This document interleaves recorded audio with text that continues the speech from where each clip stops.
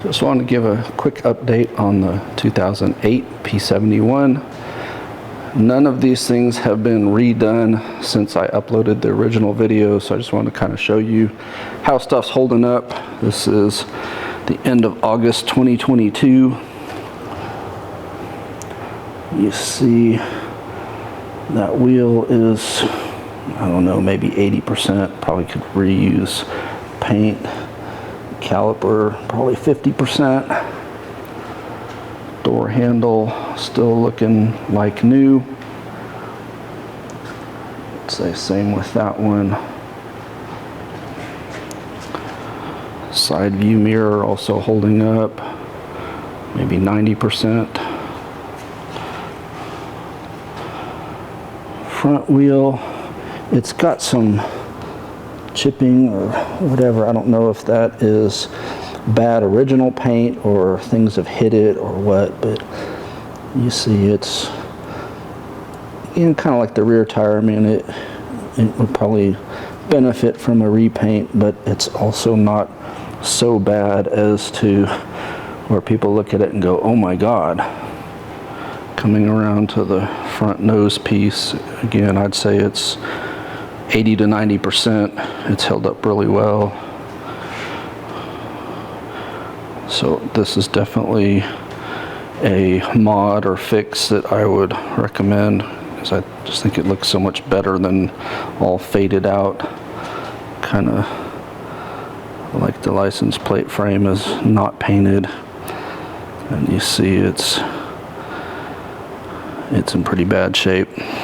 Passenger front, similar to the other front, it's got some staining on it and so forth, and the brake caliper definitely could use a repaint. It's maybe 50%. Passenger mirror holding up great. Another one I would highly recommend. Same thing with the door handles.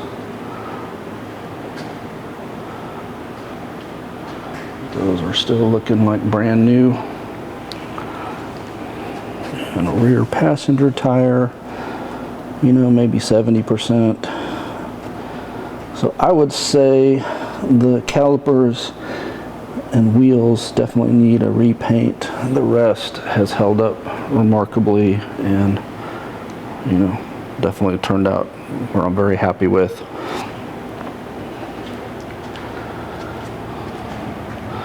Looking at the trunk, this stuff popped up, I don't know, within days. And there's another one right there. So there, and then all along here. And I Google searched, and it appears that I didn't let either the primer or the base coat dry long enough before putting on the clear, and that's what would cause this. So at some point I will sand this down and at least redo from here over, and then, you know, clear the whole thing so that it blends. At some point I'll want to do this as well. My roof is just not happy. You see it's starting to peel up. Now, this was one of the first paint jobs I did, if not the first paint job with the paint gun, so I was still learning. But you see it's flaking up there pretty bad. And it's mainly on this back edge. Looks like a teeny bit right there. And then again along the front edge. So I don't know if this is like vibration from where the window and the roof meet and it's chipping it, since it's basically there. I mean, you notice the roof of the car otherwise is not chipping. It's held up pretty well. Now, I do have some orange peel. I don't know if it's showing up, but you know, I've since figured out how to sand that smoother. You know, again, all this stuff was learn as I go.